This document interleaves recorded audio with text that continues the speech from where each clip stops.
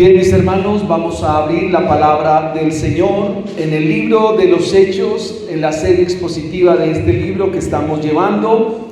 Y hoy vamos a estudiar la sección que corresponde al versículo 23 hasta el versículo 35. Hechos capítulo 23, versículos del 23 al 35. El título de nuestro sermón en esta mañana: soberanía y cuidado de Dios en favor de su pueblo. Soberanía y cuidado de Dios en favor de su pueblo. Hechos capítulo 23, versículos 23 al 35. Amén. Antes de esgrimir este sermón para ustedes, quisiera que pensáramos por un momento qué es la soberanía de Dios. La soberanía de Dios es el ejercicio de Dios supremo, su control absoluto sobre todas las cosas. Dios es Señor de todo cuanto existe, de todo cuanto hay. Por lo tanto, Dios también es soberano para hacer conforme al designio de su voluntad. A veces miramos la soberanía de Dios por partes, pero si hemos dicho que Dios es soberano, significa que todas las cosas, absolutamente todo, no se escapa de su control. En la mañana de hoy nos conmocionamos algunos, porque tembló, ¿verdad? Y era un momento para pensar en que Dios es soberano, que estamos en las manos de Él, que Dios es soberano para hacer todo cuanto su mano ha determinado, pero que al mismo tiempo Dios es soberano para salvar. Y quizás eso nos pueda generar algo de escozor, porque Él hace como Él ha estimado, como Él quiere, según el designio de su voluntad. En la sección que hemos presentado en esta mañana, amados hermanos, nos sumergimos en un pasaje muy fascinante, un pasaje que a primera vista podría parecer simplemente la crónica de un viaje, pero que realmente nos revela cuán grande es Dios y cómo Dios mueve los hilos de la historia para la gloria de Él y para bendición y provecho de su pueblo. Leamos los versículos del 23 al 25. Y llamando a 2 centuriones, mandó que preparasen para la hora tercera de la noche 200 soldados, 70 jinetes y 200 lanceros, para que fuesen hasta Cesarea, y que preparasen cabalgaduras en que, poniendo a Pablo, le llevasen en salvo ante Félix el gobernador. Y escribió una carta en estos términos: Claudio Lisias, al excelentísimo gobernador Félix, salud. Amén. Quiero en este primer punto mencionar soberanía y cuidado ante el peligro. Este es el primer punto de nuestro sermón en esta mañana. Soberanía y cuidado ante el peligro. Del sermón anterior recordamos que los religiosos, el Sanedrín, saduceos, fariseos, habían conspirado para buscar la muerte de Pablo. Es más, juramentaron por sí mismos diciendo que no comerían bocado, que no tomarían agua hasta que este hombre estuviera muerto. Ayuno frustrado. Se prometieron a sí mismos, se juramentaron a sí mismos que hasta que no tuvieran la cabeza del apóstol, no descansarían. Ese sermón nos decía que mientras el enemigo estaba conspirando, Dios ya estaba actuando. Que mientras se pueden hacer planes en contra de nosotros, mientras se pueden tejer animadversiones contra el pueblo de Dios, Dios tiene cuidado de su pueblo. Y es lo que encontramos en este primer punto. Cómo el Dios soberano cuida de su pueblo, aunque pareciera que no. Aunque quizás no nos atisbáramos de lo que está sucediendo. Pero este pasaje nos muestra cómo Dios obra de manera especial. Estos religiosos buscaban la cabeza de Pablo porque estaban incómodos ahora con el mensaje que el apóstol estaba predicando. Cuando miramos los versículos iniciales, encontramos el nombre del centurión. Lo descubrimos, su nombre es Claudio Lisias, el encargado ahora de llevar a Pablo hasta la ciudad donde vive Félix. Y Dios va a usar a este hombre de una manera que quizás no lo habíamos contemplado. En lo personal debo decirlo. Y encontramos que este hombre llamó a 2 de sus centuriones y mandó que preparasen para la hora tercera de la noche. ¿Cuántos soldados? 200 soldados, 70 jinetes y 200 lanceros para que fuesen hasta Cesarea. La pregunta es, ¿quién hace realmente esto para favorecer a una persona de la cual quieren tomar su vida? Tiene que ser Dios. Quiero leer estos versículos en la versión Nueva Traducción Viviente. Entonces el comandante llamó a 2 de sus oficiales y les dio la siguiente orden: preparen a 200 soldados. 200 soldados para que vayan a Cesarea esta noche a las 9. Lleven también 200 lanceros y 70 hombres a caballo. Denle caballos a Pablo para el viaje y llévenlo a salvo ante el gobernador Félix. ¿No glorifican el nombre del Señor? Vemos una movilización impresionante. Algo así como cuando por la avenida 26 llega una gran delegación y se para toda la ciudad. Van muchos carros de la policía adelante, carros de la policía atrás, carros blindados. Es una escena del tiempo en que Pablo se está registrando. Es una movilización importante. Un capitán romano, Claudio Lisias, moviliza casi la mitad de su guarnición para proteger a un solo hombre, al apóstol del Señor. Pablo es guardado por 200 soldados de infantería, 70 jinetes y 200 lanceros, 470 hombres para cuidar a este hombre. Y eso tiene que llevarnos a pensar en esta mañana y a descansar también. ¿Por qué, mis hermanos? Porque este despliegue que se hace, solo el Dios soberano, el Dios que controla todas las cosas, lo puede hacer y lo hará. El Salmo 24:1 dice: de Jehová es la tierra y su plenitud, el mundo y todos los que en él habitan. No hay nada que se salga del control de mi Dios. No hay una circunstancia, no hay una realidad, no hay algo incidental o accidental, momentáneo o fortuito que se salga de la voluntad del Señor.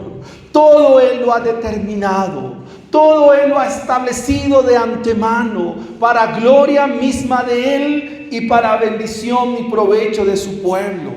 Humanamente, amados hermanos, nadie podría hacer esto si la mano del Señor no inclina a este hombre. Y eso nos muestra que aunque Claudio Lisias no conoce al Señor, aún la mano poderosa del Señor está también sobre los impíos, porque ellos están al control del Señor. Si me acompaña por un momento al capítulo 4 de Daniel, ya le confirmo la cita. Usted va a encontrar a un hombre llamado Nabucodonosor, un hombre que tiene un sueño, donde Dios le dice que le va a pasar por un momento difícil.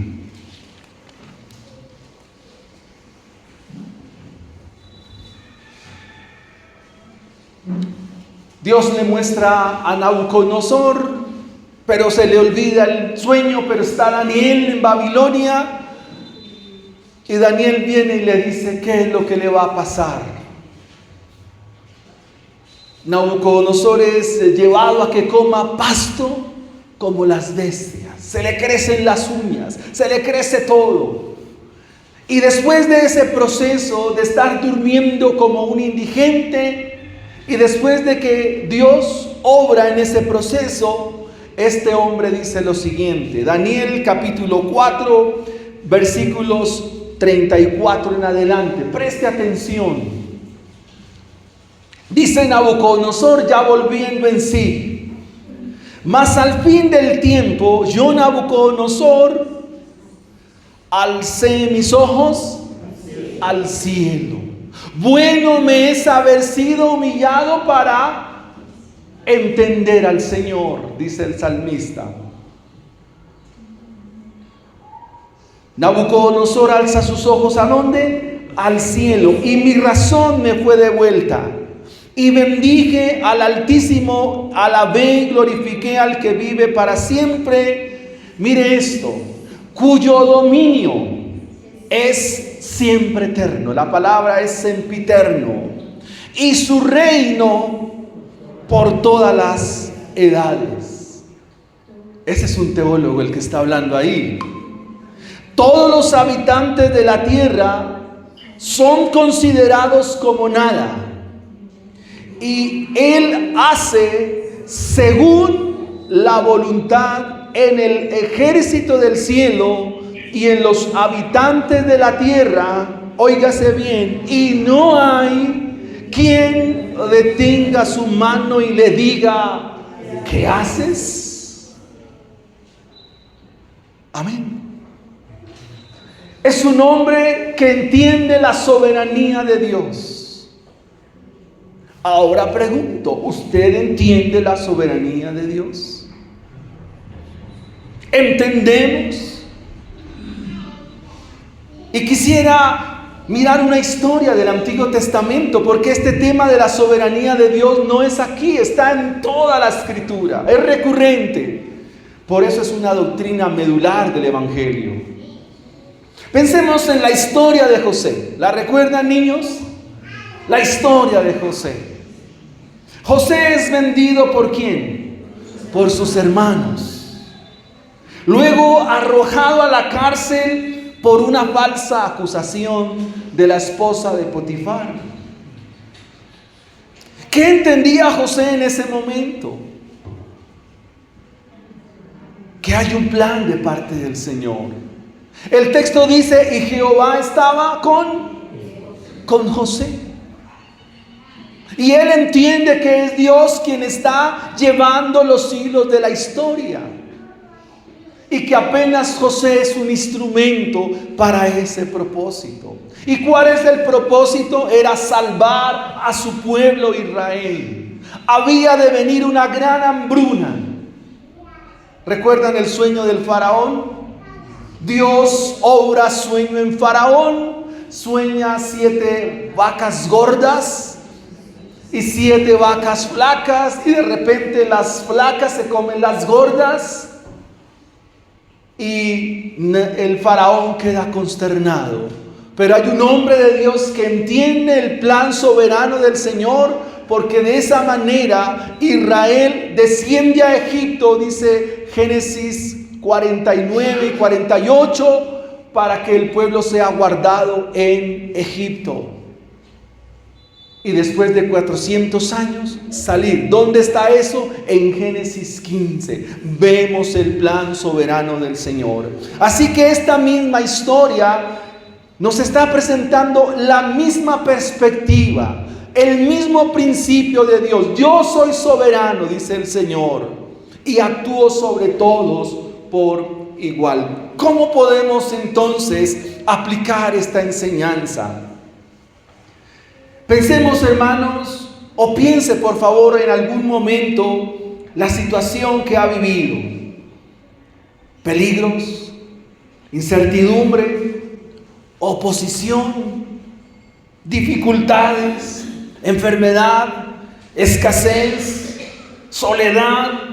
Nos sentimos desprotegidos, con ansiedad, nos da miedo. Pero ¿qué debemos hacer en estos momentos? Como creyentes, como cristianos. Confiar en que Dios es soberano. Alguna hermana me dijo algún día: hermano, no sé qué hacer con mis hijos. Se me fueron de mis manos, yo no sé qué hacer con ellos. Yo le dije: hermana, confíe en el Señor. Aunque se le fueron de las manos suyas, no se le han ido de las manos del Señor. Si Él los ha de salvar, los salvará. Pero si no los quiere salvar, por mucho que ores, por mucho que digas, por mucho que ayunes, no va a ser así. Eso es Dios actuando soberanamente. ¿Ustedes han leído la historia de Esaú y Jacob?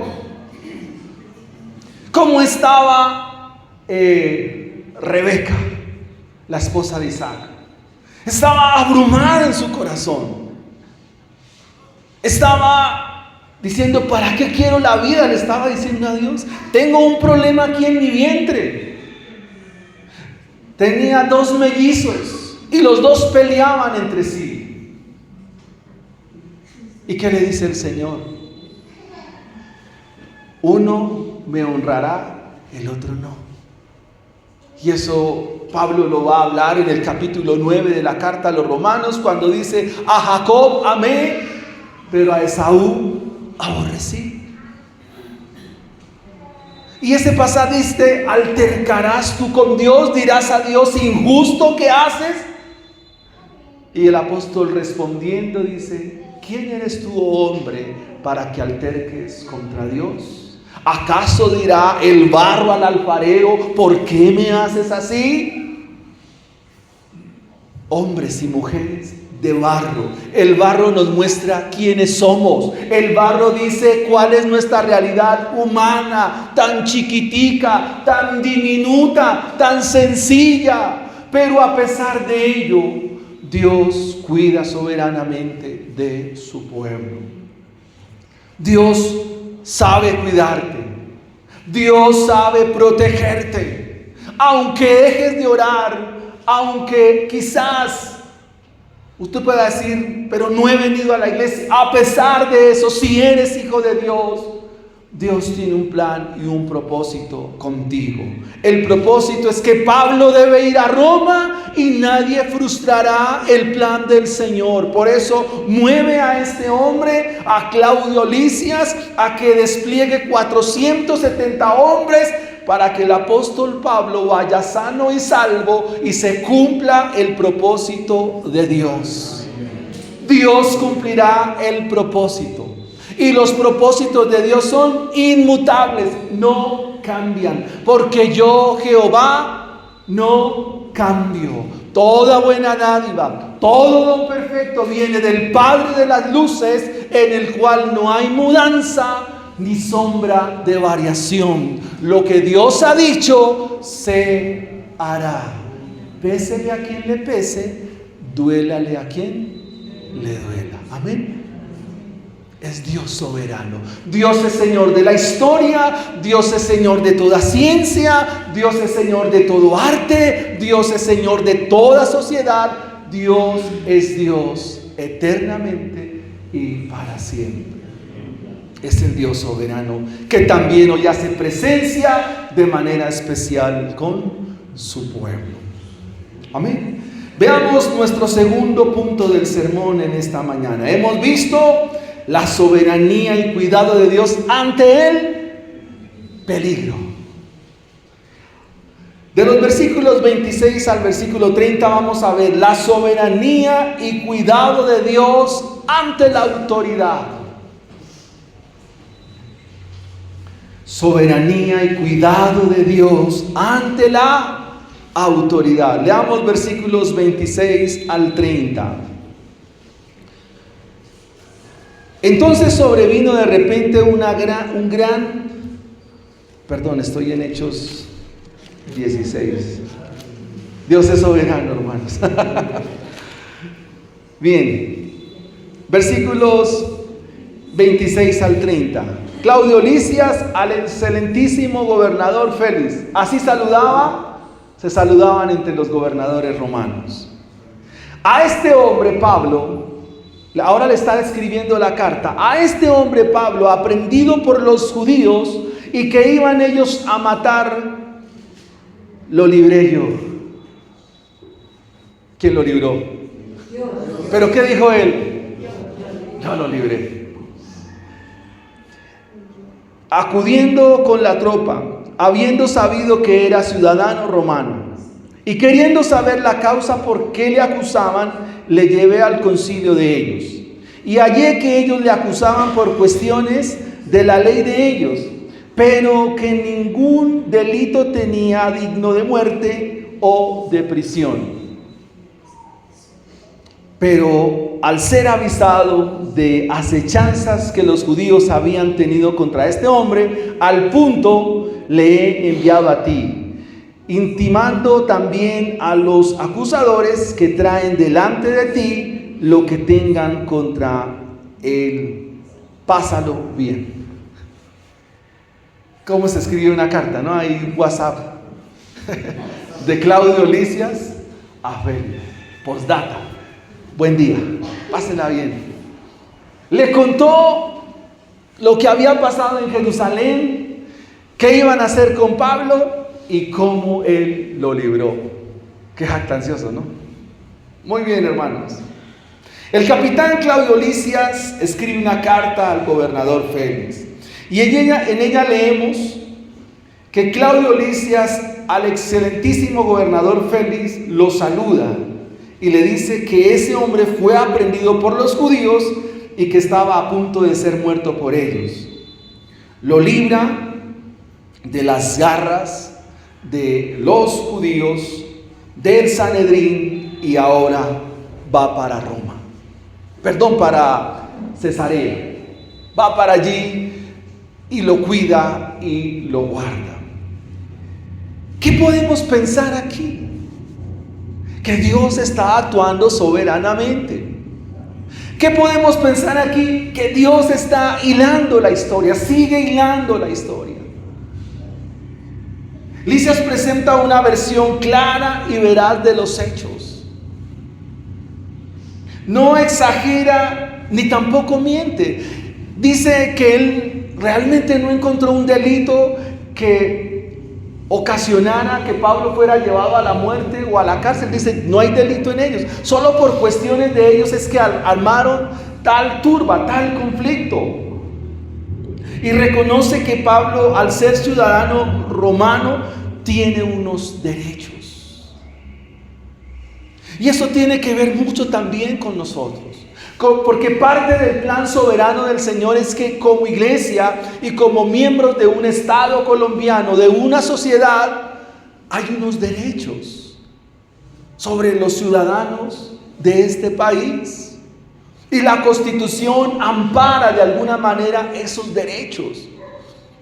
Cuando se mencionan los derechos fundamentales del hombre, traducidos desde la Revolución Francesa a nuestro tiempo, ¿qué se nos dice? ¿Derecho a qué? A una familia, derecho a un hogar, derecho a la educación. O sea, son una serie de derechos, y eso no es porque sí. Eso no fue porque a alguien se le ocurrió. Eso también hace parte del plan soberano del Señor. Cuando encontramos las instituciones es porque Dios soberanamente las ha puesto. Por ejemplo, bienestar familiar, atención infancia al menor, CAI, los mismos CAIs.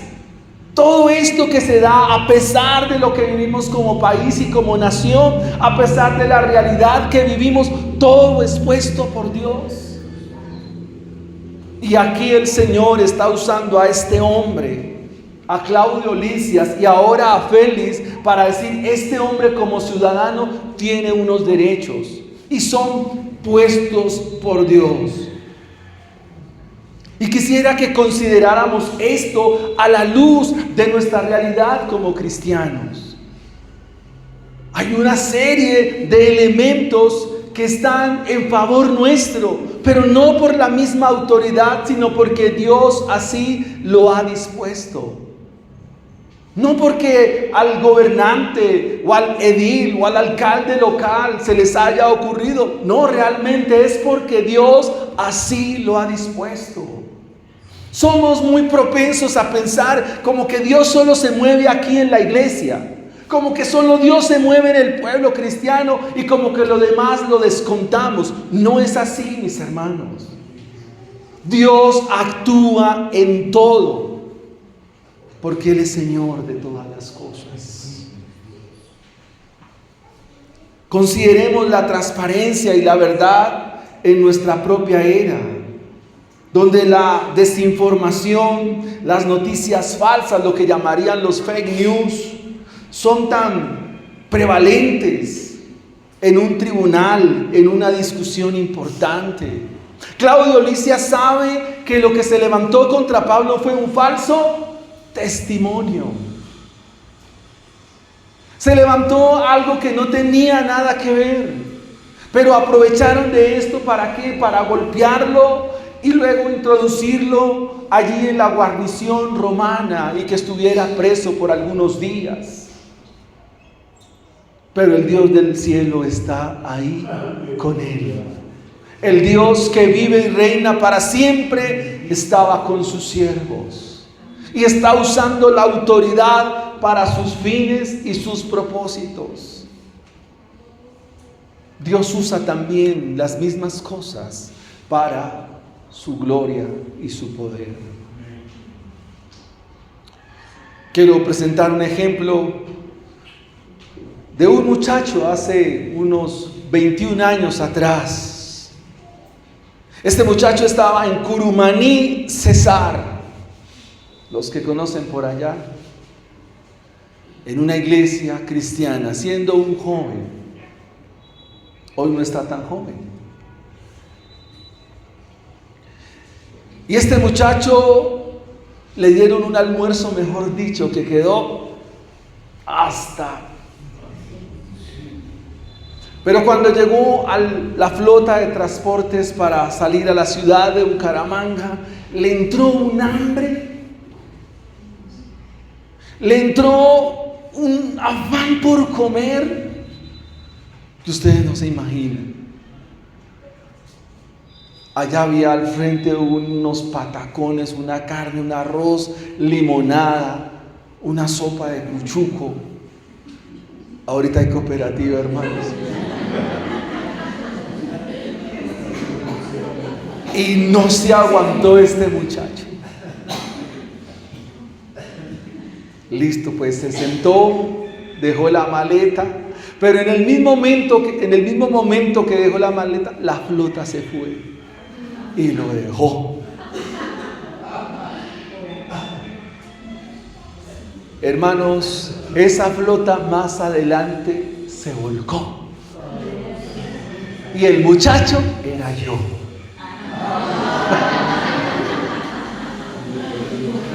Como dice mi esposa, Dios sabe cuidar a sus burros. Dios nos sabe cuidar a pesar de todo y en todo. Yo no sé por qué me dio hambre, pero me dio hambre. Dios sabe cuidar a los suyos. Dios lo hará con usted, con sus hijos.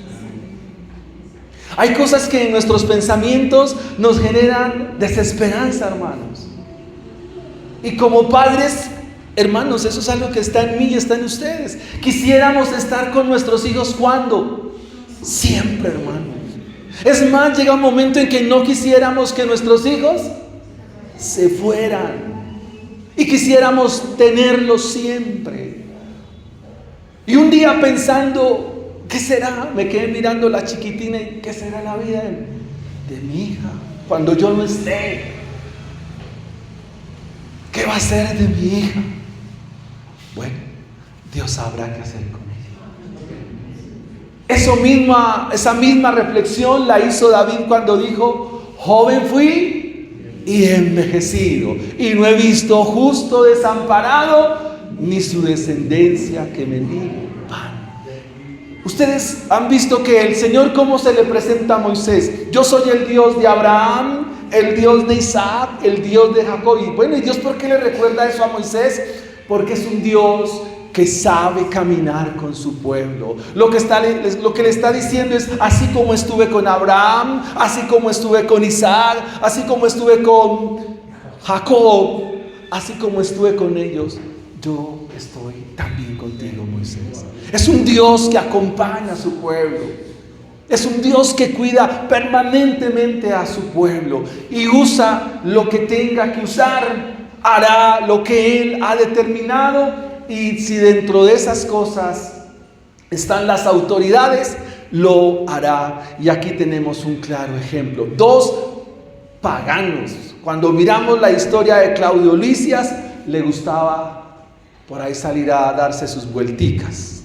Y ni se diga de Félix. O sea, el asunto de prepagos y estas cosas no es de ahora. Estos también lo hacían. Y bueno, no tomaban guaro, tomaban vino, pero el efecto es el mismo. Dios está usando dos paganos aquí. Los romanos eran buenos para la vida alegre. Amén. Miremos en tercera instancia, mis hermanos, la soberanía y cuidado en nuestros viajes.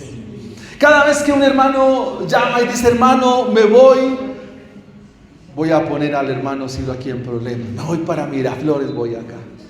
Hermano está allá. O me voy para Jacopí. Me voy para Santander. Amén. Hermano, le citamos el Salmo 121. Dios cuidará tu entrar, Dios cuidará tu salir. Y está bien. Pero Dios nos cuida siempre. Siempre. Porque no hay un momento, querida iglesia, amados hermanos, donde Dios como que se descuide. Ay, se me olvidó, no, ¿qué pasó con tal persona? No, Dios nos conoce plenamente. Versículos 31 al 35 dice la escritura así: y los soldados, tomando ¿a quién? A Pablo, como se los ordenó, le llevaron de noche a Antipatris. Es una ciudad que quedaba allí. Y al día siguiente, dejando a los jinetes que fuesen con él, volvieron a la fortaleza. Cuando aquellos llegaron a Cesarea, dieron la carta al gobernador, presentaron también a Pablo delante de él, y el gobernador leía la carta. Preguntó de qué provincia era, y habiendo entendido que era de Cilicia, le dijo: te oiré cuando vengan tus acusadores. Y mandó que le custodiasen en el pretorio de Herodes. Pero como ciudadano romano, ya ahí tiene unos derechos. El viaje tuvo éxito. ¿Pero por qué tuvo éxito el viaje? Dios va a ir actuando. Amén. Uno dice: no, qué bien me fue. ¿Cómo le fue? Dios me guardó, Dios me llevó. Amén. Dios está conmigo. Y eso es fe también, hermanos. Eso no se nos puede olvidar y descontar de nuestra vida. Una ciudad, Antípatris, era una ciudad construida por Herodes el Grande. Y estos versículos nos dejan ver cómo los soldados llevan a Pablo. Pablo llega entonces a Cesarea a salvo de la conspiración. Yo tengo un gesto para hacer cuando alguien tiene un plan y el plan le sabe, o sea, no se le da el plan.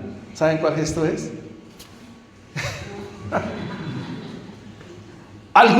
Una vez un hermano en los llanos leyendo este pasaje dijo: mire, estos quedaron como el ternero.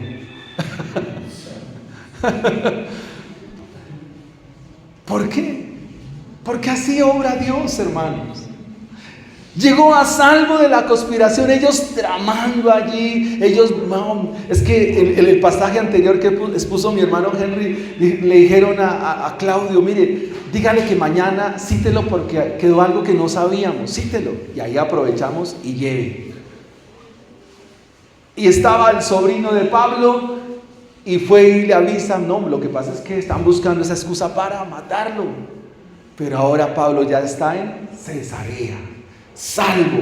Dios lo protege, no solo de la amenaza inmediata, sino también de las maquinaciones que tramaban contra él. Y lo llevó a un lugar donde su testimonio podría continuar ante una autoridad mayor. Félix era superior ¿de quién? De Claudio Lisias, porque era por provincia. Una cosa es el alcalde, otra es el gobernador. Son dos autoridades diferentes. Pensemos en dos autoridades de esa misma envergadura, que tienen esa disposición y que tienen esa autoridad, pero que nosotros estamos inmersos en ella.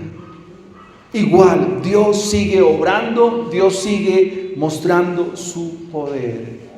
Pero hay algo que pensaba mientras elaboraba el sermón: ¿por qué Dios no guarda a Pablo cuando le van a quitar la cabeza? Porque en el 66 el apóstol es decapitado por Nerón. ¿Qué pasó ahí? Aquí lo guardó y allá no lo guardó. Muy sencillo, hermanos, es el plan del Señor. Hay un plan aquí, hay un plan de Dios. Y eso tampoco lo podemos descontar. Una profesora le estaba diciendo a los niños: niños, Dios guardó a Moisés porque Dios guarda a todos los niños. Y un niño de esos bien intrépidos le dijo: bueno, profe, ¿y qué pasó con los que echaron al río? ¿Entienden, hermanos? Suele Dios mostrarnos historias para decirnos que sí, Él tiene el control, pero hay cosas que dentro de su soberanía también permite, hermanos.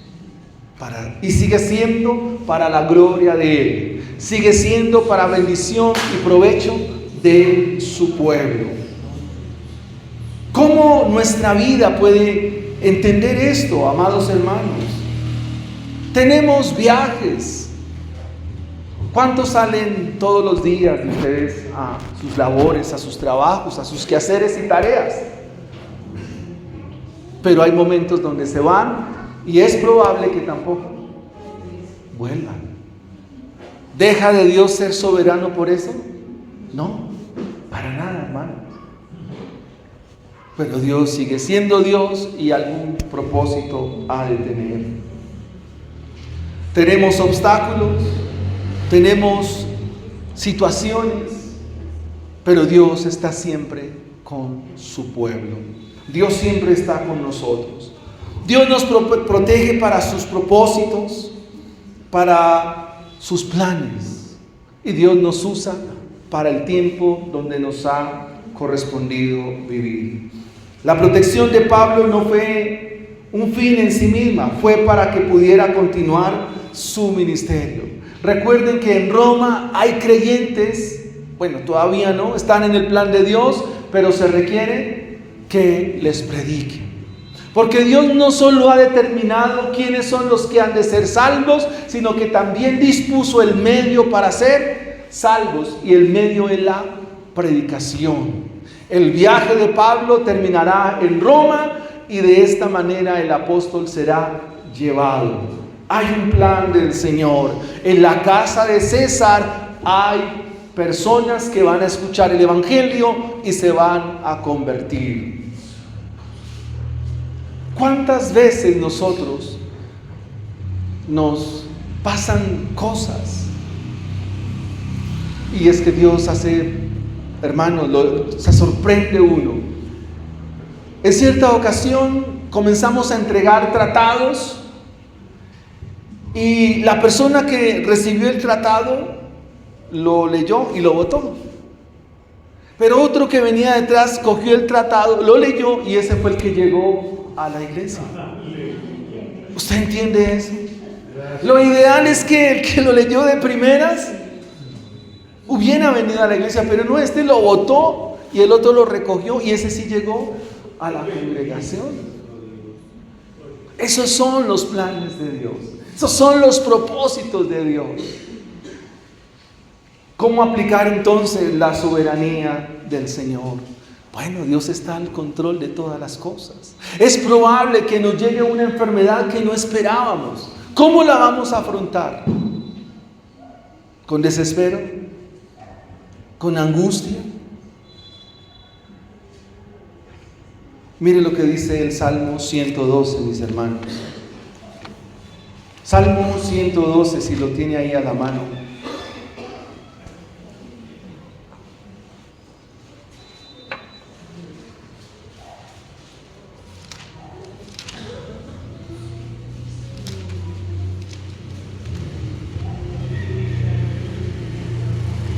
Habla de todos aquellos que temen a Jehová y en sus mandamientos se deleitan en gran manera.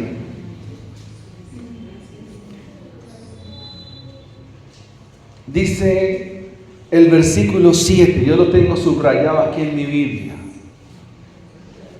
No tendrá temor de malas noticias. ¿Eso qué quiere decir, mis hermanos? Que las malas noticias siempre van a venir.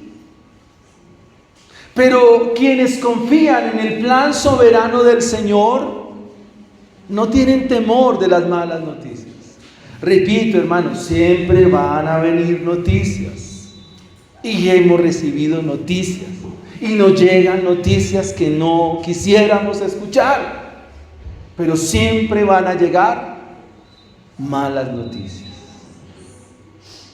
¿Y dónde está la diferencia entre un creyente y un no creyente? En que su corazón está firme y confiado en Él. Esa es la diferencia.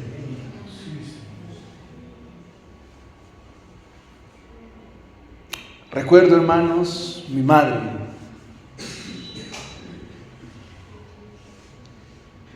Yo sabía que mi madre iba a morir. Y en mi oración le dije, me resisto a recibir tu voluntad. No la recibo, Dios. No recibo tu voluntad, Señor. Porque tú eres poderoso para sanar. Tú eres poderoso para restaurar. Tú eres poderoso, Señor. Bueno, mi fe era equivocada. Porque sí, Dios es poderoso, pero Él tenía un plan.